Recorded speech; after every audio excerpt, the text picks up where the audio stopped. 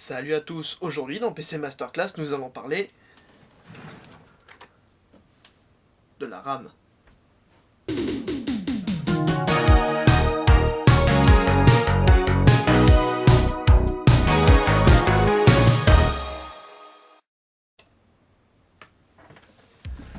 La RAM, c'est un acronyme, en effet ça veut dire Random Access Memory, soit mémoire accès direct en français, ou MAD, comme le méchant dans Inspecteur Gadget.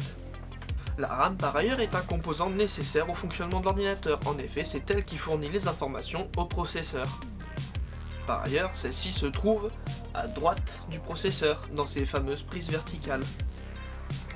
La majorité des barrettes de RAM sont construites de la même manière. Il y a les puces qui sont mises sur les deux côtés du PCB, il peut y en avoir que sur un seul si la capacité est plus petite, et il y a aussi cette grande prise dorée. Celle-ci sert évidemment à faire la connexion avec la carte mère. Par ailleurs, au milieu, il y a un détrompeur, car celui-ci permet de définir la génération de la RAM. De nos jours, la plupart des barrettes de RAM achetées sont souvent avec un radiateur dessus. En effet, elles sont tellement puissantes qu'elles ont besoin d'être refroidies. De plus, ces radiateurs peuvent être assez jolis. En effet, il peut y avoir l'intégration de LED RGB dessus. L'installation de la RAM est assez simple, mais il faut faire quand même attention à bien l'enfoncer dans sa prise et bien faire attention au clic lorsque l'on l'installe. Par ailleurs, tout à l'heure je vous ai menti, car je vous avais dit que c'était une mémoire à accès direct. En effet, ce que je viens de dire n'est pas faux, mais cependant on appelle ça une mémoire vive. Ce qui rend tout de suite le nom français beaucoup plus décevant. Je sais. Ne regardez pas comme ça, moi aussi je suis déçu. Au travers de l'histoire, la RAM est passée sous plusieurs formats. Il y avait d'abord la SDRAM qui était toute petite, puis ensuite la DDR.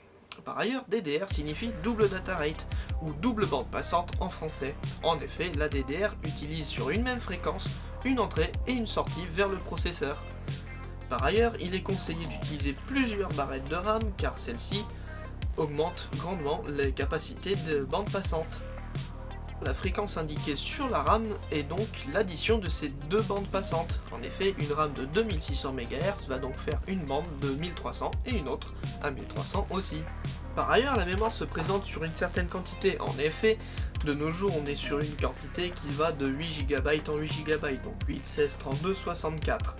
Bien évidemment, il n'est pas interdit d'utiliser 24 ou 48 Go de RAM. Mais bon, là, c'est surtout que vous préférez vous faire regarder de travers. Par ailleurs, il faut faire attention à la quantité de RAM. En effet, certains processeurs ne peuvent atteindre une certaine quantité. Et aussi, certains chipsets ne peuvent accepter une certaine fréquence. Pour l'achat de celle-ci, c'est assez simple, le catalogue est assez varié, mais basiquement, la plupart des barrettes feront très bien leur travail. Faites attention à la fréquence qui peuvent quand même induire sur les performances de votre ordinateur. La quantité standard de mémoire sur un ordinateur, c'est souvent 8 Go de RAM. En effet, c'est une quantité tout à fait suffisante de nos jours pour faire la plupart des tâches légères. Aller sur internet ou regarder ses mails. Il y a lui aussi d'aller sur internet. Bref. 16 Go de RAM sera une quantité amplement suffisante pour la plupart des ordinateurs, surtout si vous voulez faire du multitâche et jouer à des jeux. À 32 Go, ça commence à être une quantité relativement importante pour nos jours. Cependant, c'est une quantité qui sera très utile, par exemple si vous faites de la modélisation 3D ou bien d'autres tâches extrêmement gourmandes. A partir de 64 Go, vous commencerez vraiment à avoir acheté vraiment n'importe quoi et là ça commence vraiment à coûter cher. Cependant, vous aurez suffisamment de RAM pour la plupart des tâches que vous voulez faire, c'est-à-dire ouvrir vos mails. Qu'est-ce que vous foutez avec 64 Go juste pour lire vos mails? M'expliquez.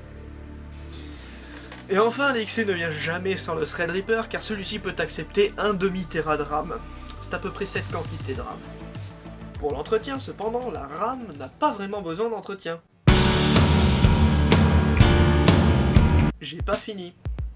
Car en effet, si jamais vous avez besoin de retirer votre RAM pour X ou Y raison, faites attention à l'ordre où vous la retirez. En effet, celle-ci, si remise dans un mauvais ordre, peut éventuellement engendrer un non-redémarrage de l'ordinateur, tout simplement.